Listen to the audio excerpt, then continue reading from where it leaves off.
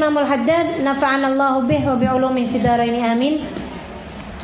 Wa qala Rasulullah sallallahu alaihi wasallam, dan bersabda baginda kita Nabi besar Muhammad sallallahu alaihi wasallam, la yazni zani hina yazni wa huwa mu'min.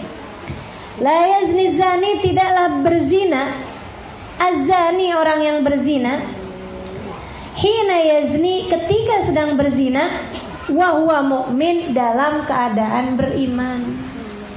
Orang kalau lagi zina itu dia tidak dalam keadaan beriman. Artinya gimana? Ya, iman Allah cabut dari dalam hatinya disebabkan karena perbuatan dosa besarnya tersebut. Bukan berarti orang kalau lagi zina ditanyain Tuhanmu siapa? Bukan Allah, gitu ya. Atau apakah kamu beriman kepada Nabi Muhammad? Mereka akan bilang beriman. Akan tetapi perbuatan zinanya tersebut karena Allah sangat murka kepadanya, pantas untuk membuat dia tercabut iman dari dalam hatinya. Allah mencabut keimanan dari dalam hatinya disebabkan perbuatan dosa zinanya itu. Naudzubillah. Apakah artinya orang kalau lagi zina, tengah-tengah zina, meninggal dunia, dia matinya gak bakal bawa iman? Itu iya di hadapan Allah. Sama artinya lagi bahwa orang yang berzina belum taubat dari perzinaannya, walaupun dia meninggal dunianya tidak sedang dalam saat zina, tapi sedang dalam masa yang dia masih berada dalam masa-masa dia berzina dan dia belum bertaubat dari perzinaannya, dia meninggal dunia, itu pun terhitung sebagai orang yang meninggal dunia dalam keadaan tidak membawa iman apabila dia tidak bertaubat. Ini di hadapan Allah ya. Kalau di hadapan kita teman-teman sekalian, mau dia seorang pezina sekalipun, KTP-nya muslim, kita wajib nyolatin. Ada orang mohon maaf, lagi tumpukan sekalipun,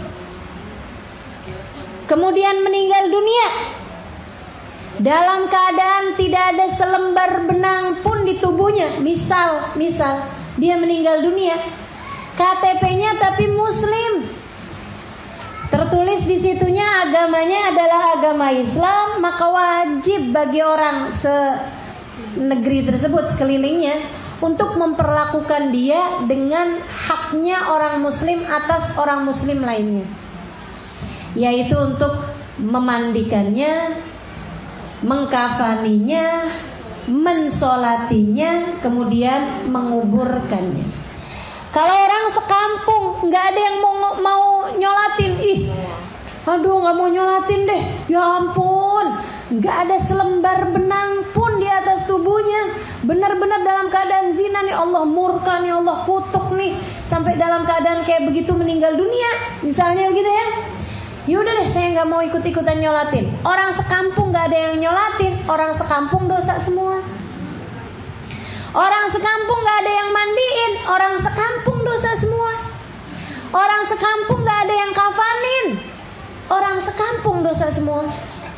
Teman-teman saya sekalian, orang sekampung nggak ada yang mau nguburin, orang sekampung dosa semua. Ustazah, hitungan sekampung tuh seapa? Yang di sekelilingnya. Semakin dekat, dia yang lebih banyak menanggung dosa daripada yang jauh-jauh. Gitu. Jadi itu tuh urusan antara orang itu sama Allah, teman-teman saya sekalian. Gitu ya. Urusan dosa tuh urusan antara dia sama Allah. Nah, tapi buat secara pribadi nih, kita jadi tahu betapa sangat besarnya murka Allah kepada orang yang berzina, sehingga mudah-mudahan Allah jauhkan kita dari perzinahan. Allah jauhkan kita dari al-liwat. Gitu ya. Allah jauhkan keluarga kita, anak kita, cucu kita, anaknya cucu kita, cucunya cucu kita, 7 turunan. Bukan hanya 7 turunan, bahkan sampai akhir kehidupan, semua orang yang kita bernasab sama mereka, keturunan-keturunan kita semuanya dijaga Allah Subhanahu wa taala dari perbuatan haram zina ini insyaallah. Amin ya rabbal alamin. Apalagi yang dekat-dekat sama kita, suami kita, saudara-saudari kita, kakak adik kita, paman bibi kita, ponakan-ponakan kita, sahabat-sahabat kita. Mudah-mudahan Allah jauhkan semua dari perbuatan dosa besar zina ini. Dosa besar macam apa yang sampai Nabi Muhammad bilang kalau dia belum taubat mati gak bakalan bawa iman. Seremnya. Mudah-mudahan Allah SWT lindungi kita semua. Amin ya rabbal alamin. La yazni zani hina yazni wa huwa mu'min. Wa qala alaihi salatu wassalam, dan bersabda baginda kita Nabi besar Muhammad, kalau buat ngukur orang, sekali lagi ya, patokannya adalah penilaian Allah dan kita nggak tahu, kan gitu. Walaupun ada orang mati dalam keadaan zina sekalipun, kita husnudzon aja, kita nggak pernah tahu. Katanya Habib Umar Muhdar. Nah, Habib Umar Muhdar ini teman-teman suka dengar namanya nih, Karomah ya Umar Muhdar. Jangan sampai ada ininya ya, nasibnya ya. Ya Umar, Hu Umar, Bu Umar, Ibnu Umar, Hu Umar, Syailillah gitu kan. Nah, kita di Tarim suka baca itu. Karena ini Umar Muhdar ini sekeluarga semuanya wali. Sekeluarga semuanya waliullah. Bukan hanya hafiz Quran sekeluarga, bukan. Bukan hanya ulama sekeluarga, bukan. Tapi waliullah. Bayang gak ada sekeluarga waliullah semua? Umar Muhdar namanya. Sayyidina Syekh Umar Al-Muhdar alaihi ridwanullah. Teman-teman sekalian, Umar Muhdar ini punya anak perempuan yang abahnya bilang kalau ada wali kutub dari kalangan perempuan niscaya anakku ini. Namanya Aisyah bintu Umar Al-Muhdar. Aisyah bintu Umar, ya, Aisyah bintu Umar. Sampai-sampai Habib Umar bin Hafid punya anak perempuan dikasih nama Aisyah, biar jadi Aisyah bintu Umar. Dan Ubah Banur kalau manggil dia lengkap biasanya, ya Aisyah binti Umar gitu. Karena beliau berharap anaknya ini menjadi seperti Sayyidah Aisyah binti Umar. Teman-teman sekalian, nah putrinya Habib Umar nih, Aisyah binti Umar, memang juga seorang perempuan sangat-sangat solehah. Beliau menghafal Quran di saat usianya masih sangat muda ya, 13, 14 tahun, 15 tahun gitu. Beliau ngapalin Quran tiap hari nih. Ibu bapaknya aja gak tahu. Sampai dapat 17 juz baru ibu bapaknya tahu. Anak solehah macam apa juga, seorang perempuan solehah macam apa, dia lagi ngafalin Quran dapat 17 juz, keluarganya bapak ibunya gak tahu. Masya Allah, Masya Allah. Saya bilang sama Bapak Nur, Masya Allah Bapak, Aisyah nih sejuk mata lihatnya, solehah banget. Katanya Bapak Nur ibunya, Masya Allah ya Halimah, ya waliyah. Ibunya bilang, ini anak saya yang satu ini Halimah waliyah, walinya Allah Subhanahu wa taala. Kamu tahu dia ngafalin Quran, kita semua nggak ada yang tahu sampai dia dapat 17 juz baru kita ngeh, baru kita tahu. Kok kamu apa sih nak? Kamu bisa apa? Kamu ngafalin Quran ya? Nggak tahu orang tuanya, Masya Allah. Bukan karena nggak deket sama anaknya, bukan. Dari kemampuan menyembunyikan amal soleh sampai ngafal Quran 17 juz. 17 juz itu kan lebih dari 1 tahun ngafalinnya. Apalagi model kayak kita. Ngafalin 17 juz berapa puluh tahun gitu ngafal-hafal.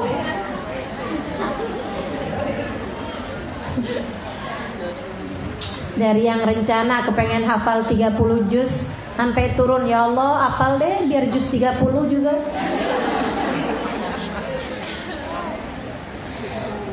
Ini teman-teman saya sekalian. Kembali kepada Sayyidina Umar Muhdar, salah satu wali min auliyaillah terkemuka pada zamannya ya. Sudah sangat, maksudnya dalam ratusan tahun yang lalu, yang silam, bangsa 400-500 tahun yang lalu nih, Sayyidina Umar Muhdar ini seorang waliullah yang punya anak perempuan sangat solehah, Aisyah binti Umar ini ya.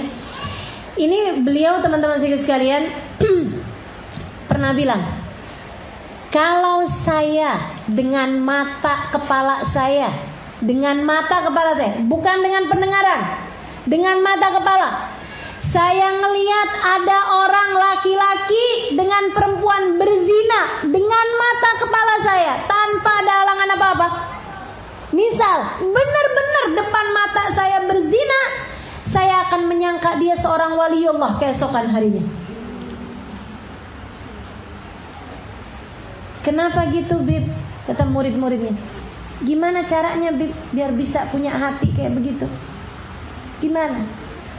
Katanya Habib tersebut, karena pastilah dia habis zina nyesel kayak apa. Dia habis zina nyesel setengah mati. Dan malam itu dia gak akan tidur. Yang laki gak bisa tidur, yang perempuan di tempatnya gak bisa tidur. Nangis sama Allah SWT. Mereka bilang, ya Allah nyesel, ya Allah nyesel. Seneng yang gak seberapa malunya, ya Allah nyesel.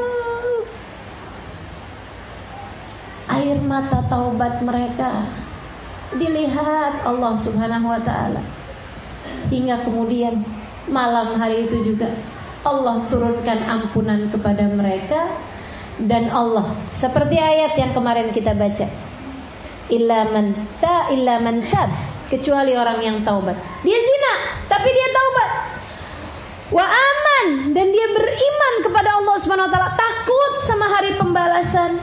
Wa amila amalan salihah, dan dia melakukan amal perbuatan soleh untuk menyusulinya. Malam hari itu mereka bangun, sholat, ibadah, takut sama Allah, malu sama Allah Subhanahu wa ta'ala.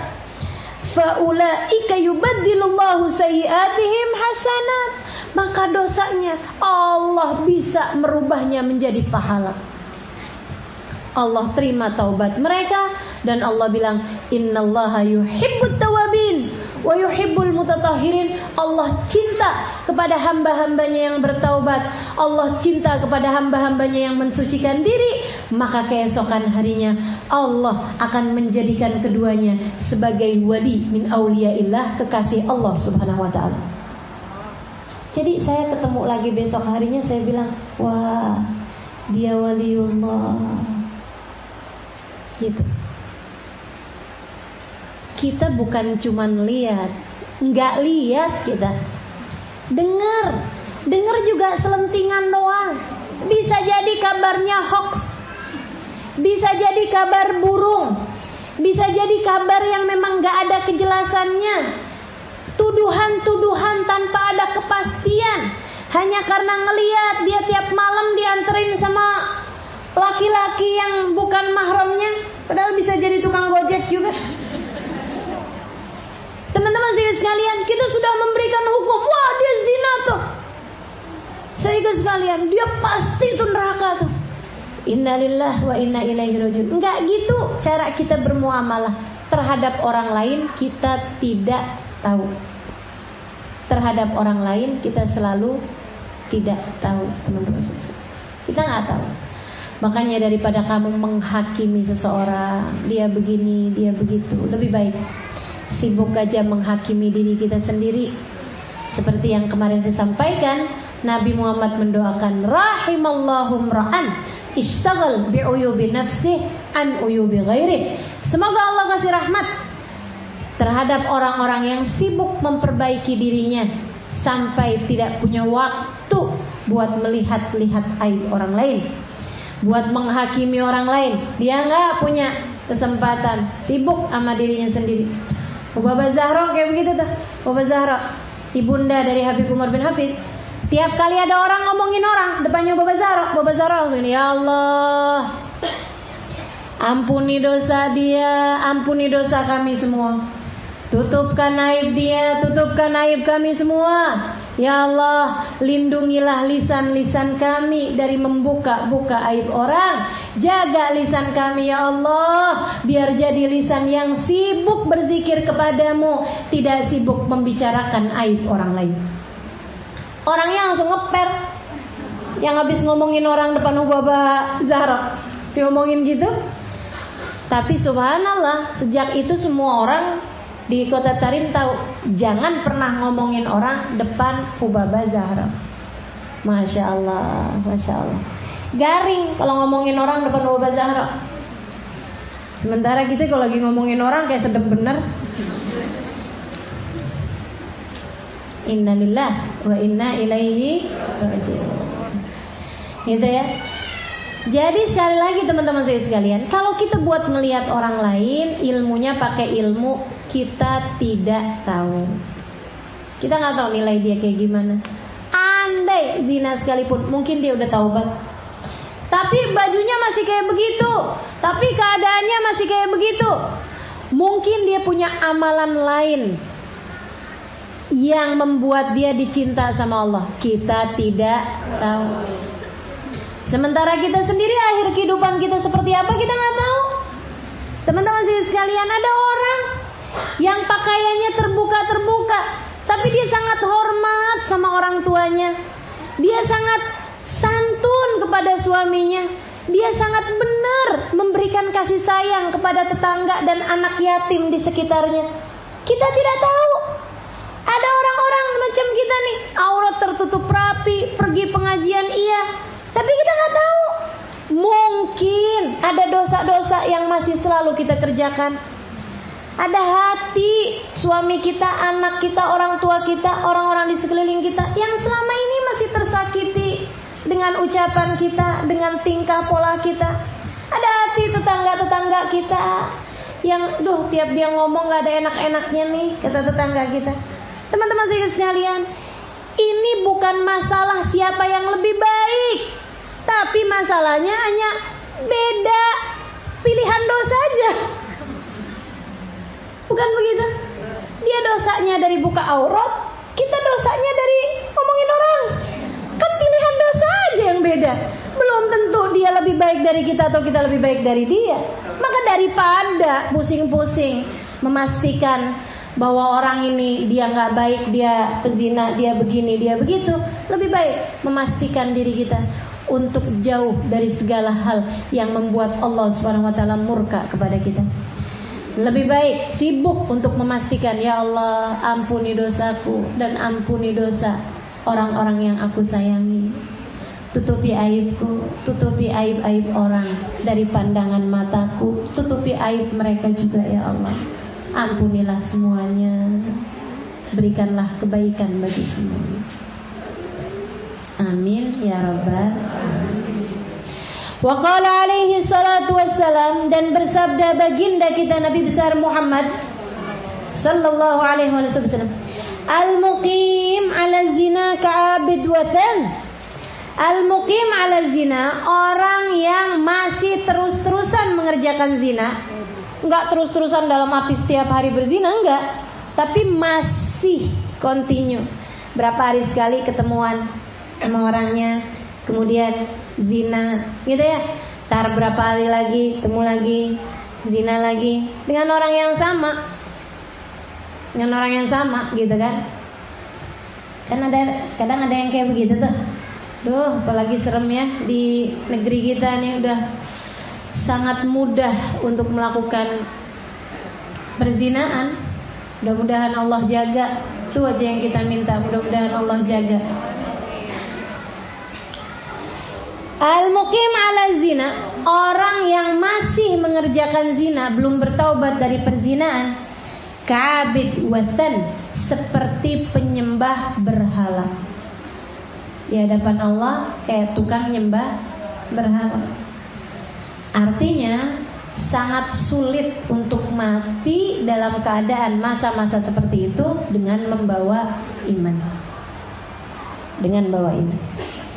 Wa qala alaihi salatu wassalam, dan Nabi Muhammad alaihi salatu wassalam juga mengatakan, inna zina, sesungguhnya para pezina-pezina, orang-orang yang berzina di dunianya, nanti ya'tun, mereka akan datang di hari akhirat nanti, tashta'il furujahum nara, farji-farjinya akan mengeluarkan api. Farji-farjinya akan menyala api neraka di sana. Ayatuna yaumil qiyamah, maksudnya akan datang di hari kiamat nanti seperti itu. Wa qala alaihi salatu wassalam, Nabi Muhammad alaihi salatu wassalam juga mengatakan, Thalathatun la yukallimuhumullah yaumal qiyamah. 3 kelompok orang Allah tidak akan berkenan berbicara dengan mereka di hari akhirat nanti. Ini menurut saya paling serem sih. Secara saya itu nggak betah dicuekin. Di dunia nih, betah apa nggak ibu-ibu dicuekin? Kadang ya, kalau sama orang yang kita sayangi, mendingan dimarahin daripada dicuekin. Betul apa enggak? Sama suami kita, mending dimarahin. Kamu tuh Halimah kenapa sih? Misalnya gitu. Dimarahin gitu ya. Udah sekalian gitu, enak. Kita tahu salah kita tahu masalahnya, kan begitu ya. Apa yang dia nggak suka kita jadi tahu gitu. Kita bisa belajar, kita bisa minta maaf, enak gitu kan. Iya, maafin ya. Enggak lagi insyaallah. Kan begitu tuh. Enak masih gitu. Dan lagi pula orang kalau udah marah-marah kan udah keluar gitu kayaknya kan. Udah lega gitu. Dia lega, kita juga dengernya lega walaupun suka pegel juga ya. Tapi kan bagaimanapun teman-teman sekalian, orang tuh kalau marah masih ada sayang berarti. Masih ada sayang berarti. Orang itu tingkat menyakiti paling ekstrim, kalau udah nggak ada rasa sayang ini apa segala macam, itu dengan bersikap bodoh amat. Betul apa enggak? Gitu kan? Kita lagi sakit, dia bodoh amat. Kita lagi pulang jam berapa, malam misalnya gitu. Kalau dimarahin masih enak teman-teman sekalian, dicuekin, waduh, udah nggak ada enak-enaknya tuh. Udah hukuman paling besar tuh. Saya lagi zaman kecil, hukuman paling besar buat saya kalau udah dicuekin. Cuekin sama umi saya, cuekin sama abah saya. Kalau udah dicuekin, diajakin ngomong nggak ini gitu, nggak dipeduliin gitu. Ya Allah, ngesot saya, tarik baju umi. Maafin, pokoknya nggak mau gitu.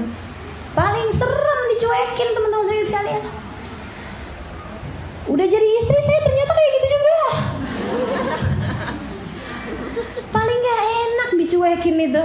Kan gitu ya. Ya Allah. Saudaraku sekalian, nanti ada orang-orang la yukallimuhumullah. Allah cuekin dia, Allah gak akan ngajak bicara dia. Ini menurut saya Allah marahin. Kenapa kamu begitu wahai hambaku? Kenapa kamu aku kasih begini, kamu nggak gini? Itu masih lebih mending. Kalau Allah hisab kita, kemudian Allah marahin kita di akhirat, masih lebih mending daripada salasatun la yukallimuhumullah yaumal qiyamah. 3 kelompok orang ini Allah nggak akan mau, nggak sudi buat berbicara dengan mereka. Kenapa teman-teman sekalian? Karena orang kalau dimarahin itu lagi kesel, kan gitu ya. Tapi kalau nggak sudi bicara karena dia jijik, betul nggak? Kita kalau ngerasa jijik kan kita yang enggak deh. Itu. Kenapa Allah nggak mau bicara sama mereka? Karena jijik. Jadi hamba yang Allah Tuhannya merasa jijik sama dia. Kayak apa rasanya teman-teman? Kita nggak mau. Ini serem bener nih hadis. Siapa itu ya Allah? La yukallimuhumullah. Allah nggak sudi bicara sama mereka. Wala yuzakihim. Allah nggak akan hapusin dosa mereka. Nggak akan dibersihin sama Allah Subhanahu Wa Taala. Wala yandur ilaihim, Allah bahkan gak sudi untuk melihat mereka. Udah gak diajak ngomong, gak dilihat pula. Ya Allah, sedihnya. Kamu jadi istri, suami kamu gak sudi ngajak ngomong kamu, gak sudi ngelihat kamu. Tuh kira-kira kesalahan model apa yang bisa bikin dia sampai kayak gitu? Kamu bayangin sebagai seorang anak yang orang tua kamu gak sudi lihat kamu, gak sudi ngajak ngomong sama kamu, kira-kiranya habis ngerjain kesalahan apa? Dan adakah kesalahan lebih besar daripada itu? Kau udah sampai gak sudi dilihat, gak sudi diajakin ngomong, serius sekali ya. Gak sudi dimaafin, gak sudi dibersihin sama Allah SWT. Allah enggak deh. Ya Allah yang ini ampunin, enggak. Ya Allah ini hambamu ini, dicuekin, nggak mau dilihat, nggak mau diajak ngomong. Siapa sih? Walahum azabun alim. Udah nggak mau diajak ngomong, nggak akan diampunin, nggak mau dilihat sama Allah, Allah nggak sudah dilihat mereka. Abis itu walahum azabun alim. Bagi mereka ada azab yang paling pedih. Siapa itu wahai Rasul? Syekhun zanin, orang udah tua tapi zina. Rambut udah pada putih, diwarnain pakai semir merah, entaran lagi orange. Udah tua, cewek udah tua. Orang juga manggilnya tante. Bahkan nenek di rumahnya udah punya cucu. Ya Allah, ya Allah.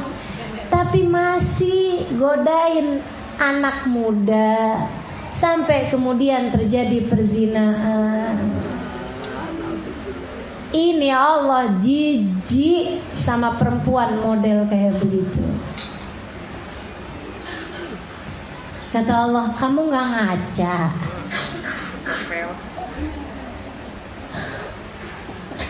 Rambut udah ubanan, sebelah tempat tidur udah minyak gosok.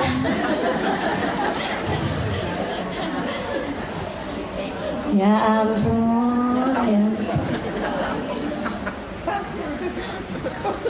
Kaki kalau duduk pengajian aja udah ganti-ganti posisinya.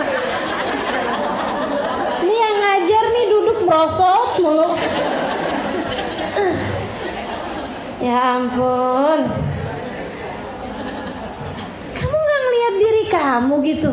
Udah kayak begitu bisa-bisanya ngerjain perbuatan-perbuatan haram zina. Kalau kamu anak muda, oke, kamu terkalahkan sama hawa nafsu yang memang sedang tinggi-tingginya.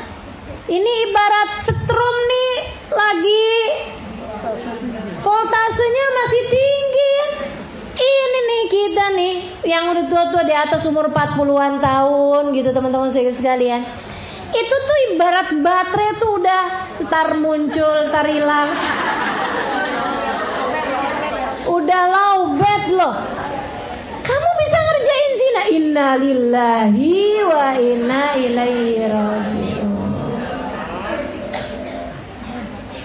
Idza balagha ahaduhum arba'un falam yujawiz khairuhu syarrah masahal malak wajhah wa yaqul hadzal wajh la yufli abada. Kata Nabi Muhammad, kalau ada orang umurnya udah 40 tahun tapi masih aja ngerjain dosa, udah umurnya 40 tahun masih aja genit sama laki, udah umur 40 tahun udah masih ubannya udah mulai tumbuh, udah banyak rambut ubannya juga, tapi dosa-dosa masih berketerusan dia lakukan, malaikat ngusap wajahnya dan berkata, hadzal wajh la yufli abada. Ini mukanya orang nggak bakalan selamat selamanya. Ini mukanya orang sial, nggak ada keberuntungannya. Naudzubillah min dzalik. Ya Allah, ya Allah. Jadi mikir nih. Mudah-mudahan jangan ada malaikat musaf wajah saya dan bilang hadal wajah la yuflih abadan. Selamat semua insyaallah. Amin ya rabbal alamin. Syekhun zani. Mau laki-laki mau perempuan, teman-teman sekalian. Sama. Kalau udah orang udah tua, umur udah di atas 40 tahun dan dia masih mau ngerjain perbuatan-perbuatan seperti itu, nah kan udah nggak ada pantas-pantasnya ya, nggak ada pantas-pantasnya loh teman-teman sekalian. Kalau masih umur 20 tahun, 17 tahun, 18 tahun masih kayak dia coba-coba, dia terkalahkan hawa nafsu, dia terkalahkan setan. Ini udah umur 40 tahun, kata setannya dia mah nggak kalah sama saya, kita udah friend.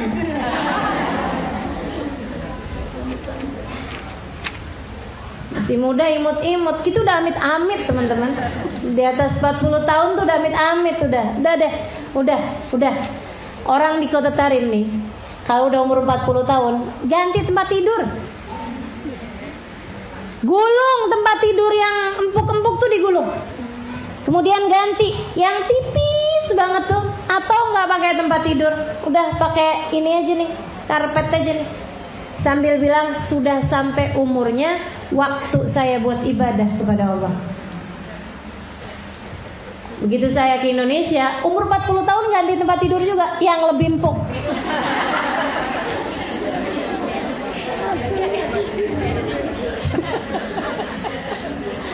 Bukan hanya ganti tempat tidur sih ya, pasang AC-nya yang lebih dingin. Ya Allah, ya Allah. Selamat semua insyaallah. Syekhun zanin, orang tua yang berzina. Wa malikun kadzab. Terus siapa lagi nih? Yang Allah jijik sama mereka, kesel sama mereka. Seorang raja, seorang penguasa, seorang presiden, seorang pemimpin satu daerah, kadzab, tukang bohong, korupsi, janji yang gak ditepati. Udah deh, alhamdulillah, jangan ada yang kepengenan. Enggak, seanak keturunan kita nggak usah. Tanggung jawabnya jauh lebih besar. Jauh lebih besar. Saya sih kalau ada anak-anak gitu, cita-cita mau apa nak? Pengen jadi presiden. Wah, pinter. Kita nggak tahu kan nasib orang. Saya malah ngeliatnya, enggak deh, ngapain? Serem bener. Nggak usah, teman-teman saya sekalian, ada apa? Tanggung jawab yang sangat besar. Kalau mereka nggak disenengin sama rakyat, sholatnya keangkat sejengkal dari atas kepalanya aja enggak, kata Nabi Muhammad gitu.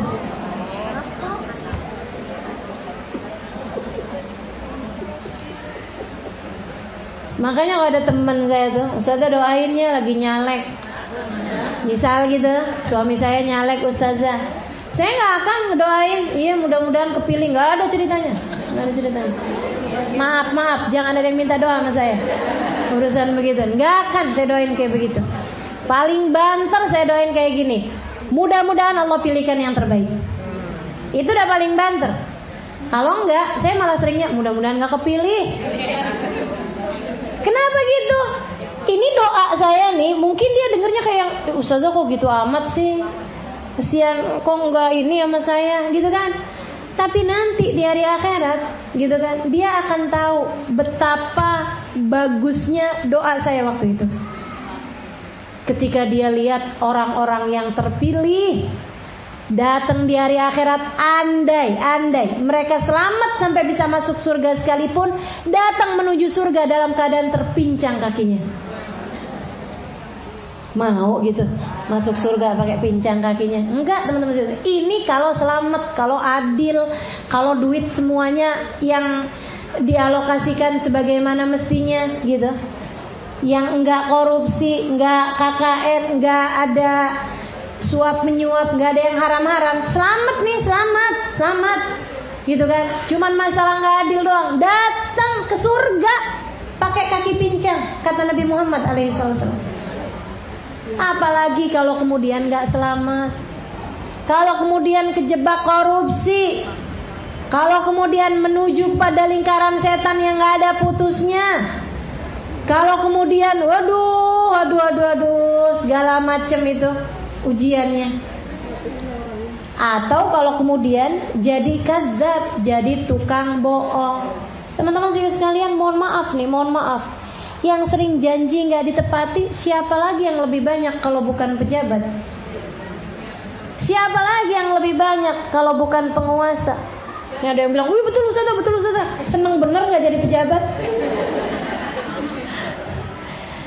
Ya Allah. Dulu ada di kota Tarim, Hadramaut Yaman, ceritanya Habib Umar bin Hafid. Habib Umar sedih gitu. Ada banyak ulama-ulama yang kepengenan jadi pejabat, dari kalangan para habaib, dari kalangan murid-muridnya. Beliau kemudian ada cerita. Saya hadir di majelis secara khusus waktu itu. Habib Umar bilang ada gubernur waktu itu masih di Seun, ya, gubernurnya itu Gubernur Hadramaut, taubat dari segala ini, pengen zuhud lah, ya, pengen ninggalin segala keruahannya dunia, kesumpekannya dunia, dan dia kemudian pengen kholwat, pengen pergi ke Mekah buat umroh ini apa, habis itu terus berapa lama gitu di sana, berapa bulan, kemudian pulang-pulang dia kepengennya udah nggak punya tanggung jawab sebagai penguasa lagi. Dan dia kemudian datang kepada seorang Habib paling terkemuka pada zaman tersebut. Habib Umar ada sebut namanya, cuman saya lupa namanya. Dia datang kemudian bilang, Bib nih gimana nih Bib nih, saya benar-benar nih pengen taubat, kepengen menjauh dari dunia, kepengen mau berbekal akhirat, udah deh mau saya tinggalin nih semua nih urusan dunia ini. Terus kata Habibnya, iya boleh deh kalau gitu. Kamu tinggalin gak apa-apa, nanti kamu cari, ini ada Habib ini di Mekah, kamu berguru ke sana, kamu tinggal di sana selama beberapa bulan. Terus uang kamu yang sisa, selain untuk keperluan perjalanan Mekah Madinah ini tadi selama beberapa bulan gitu ya, sisanya yang lain suruh sedekahin sama Habib nih, karena ini nggak jelas nih duitnya, takut ada makan duit rakyat. Padahal nih orang soleh ini pejabat yang soleh ya ini. Saya nggak bisa bayangin nih kalau dia bukan pejabat yang soleh, di negeri yang cenderung damai, tenang, di negeri yang enggak ada banyak kriminal, teman-teman sekalian. Dia kemudian diaturin gitu, semua uang kamu sedekahkan, kecuali yang untuk sekedar keperluan kamu untuk berangkat pergi ke sana. Selama di sana sekitar beberapa bulan, pulang kamu nanti enggak ada uang. Dia bilang enggak apa-apa Bib, karena saya punya kebun kurma yang memang milik keluarga kami, bisa saya maksimalkan untuk sekedar makan doang, masya Allah cukup. Dia bilang ya udah kalau gitu sedekahin semuanya, lebek Bib, ininya kendaraannya dijual, apanya semuanya dijual, disedekahkan. Habis itu kata Habibnya gini, dianya bilang kayak gini, Bib, terus masalah jabatan nih gimana nih Bib nih? Saya mau Habib serahin aja deh Bib kepada siapa gitu Bib, mungkin Habib atau anak murid Habib atau anak Habib atau siapa gitu Bib, orang-orang yang menurut Habib bisa pegang jabatan ini. Saya serahin aja ya Bib ya. Kata Habibnya, saya akan tuliskan kamu di sana ini apa segala macam, uang kamu bagikan semuanya kepada ini ya. Terus Habibnya bilang, kalau masalah jabatan kamu, saya tidak akan menyerahkannya kepada anak saya, keluarga saya, murid saya, bahkan saya tidak akan sudi menyerahkannya kepada keledai saya.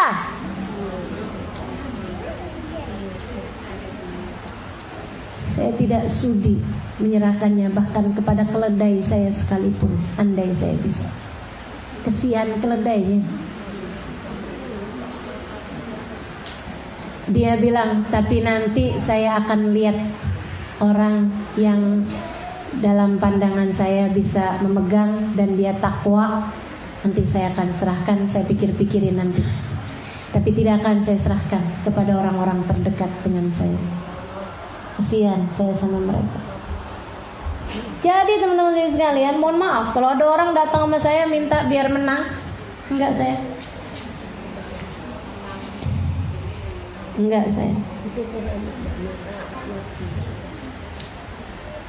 Malikun kadzdzab. Kalau kemudian kamu jadi tertipu sama dunia sampai mau-maunya menjanjikan sesuatu untuk kemenangan yang gak bisa kamu penuhi, teman-teman saya sekalian saya muliakan, di akhirat nanti balasannya dari Allah. Allah gak sudi ngelihat kamu, Allah gak sudi ngajak ngomong sama kamu, Allah gak sudi mengampuni dosamu, dan bagimu azabun alim, azab yang sangat pedih. Naudzubillah. Dah, pengen dapat dunia, kerja aja, dagang aja, udah lebih aman. Betul nggak? Dagang yang hati-hati tapi yang takwa tapi. Iya benar. Jangan bohong. Kan begitu ya? Iya. Udah gitu. Itu jauh lebih aman teman-teman sekalian. Pengen jadi orang kaya, jadi pejabat, resikonya terlalu berat. Resikonya terlalu berat. Jangan mau membiarkan diri berada dalam keadaan seperti itu. Ustazah, kalau semua orang mikirnya kayak ustazah, nanti yang jadi pejabat orang-orang nggak bener semua ustazah. Enggak gitu. Kita jangan, teman-teman sekalian. Tenang aja. Selama dunia ini masih ada, akan ada orang-orang yang kepengen jadi pejabat. Biarin mereka aja, kita jangan. Gitu. Malikun kadzdzab, wa'ilun mutakabbir, mustakbar. Ail, orang miskin tapi sombong. Nih, udah miskin, sombong pula. Udahlah dia miskin, kerjanya ngatain orang mulu. Nggak enakan kan? Yang enakin kan? Miskin nih. Terus habis itu diajakin pergi ngaji. Yuk pergi ngaji yuk. Oh enggak, ntar duduknya deket-deketan orang-orang miskin. Nah lo juga kan? Ya Allah, ya Allah. Emang ketemu gitu ada orang miskin sombong? Ada. Ini makanya kenapa sampai sama Allah Subhanahu wa taala ditegesin di sini nih, karena ada orang tua zina, ada pejabat-pejabat tukang bohong banyak. Habis itu udahlah miskin dia sombong pula banyak. Miskin harta tapi belagu banyak. Ya Allah, teman-teman saudara sekalian, upload di Instagram, abis belanja ini, abis jalan-jalan ini, ditagih sama temennya utang kagak bayar-bayar. Ada yang begitu? Mana orangnya?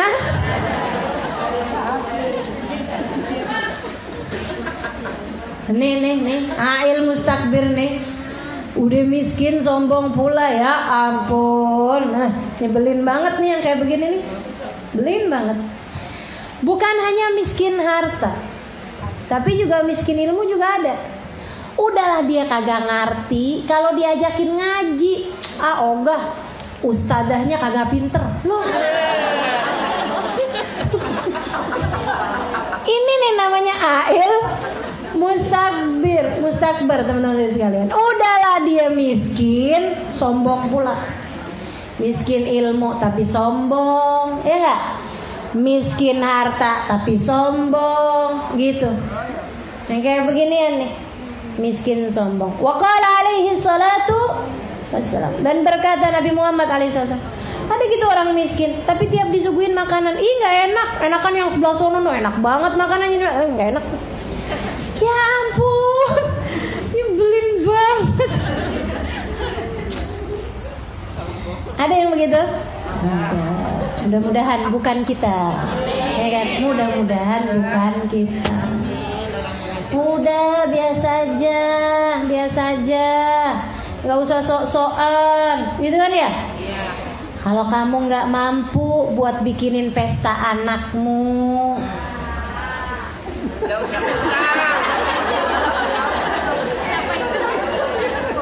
gak usah utang. Sampai kepengenan pakai gedung yang bagus, pakai riasan yang bagus, inian yang bagus, sampai utang sana utang sini. Ini nih Ail orang miskin tapi sombong. Naudzubillah. Wa qala alaihi salatu wassalam, dan Nabi Muhammad SAW mengatakan, inna zina yajlibul faqra, sesungguhnya perzinaan itu mendatangkan kepada kefakiran. Seperti yang kemarin saya sampaikan, la ghina ma'az zina, tidak ada kekayaan bersama dengan zina. Warad wallahu a'lam bishawab. Mudah-mudahan Allah lindungin kita semua dari apapun yang buat Allah Subhanahu wa taala murka, insyaallah. Amin ya rabbal alamin.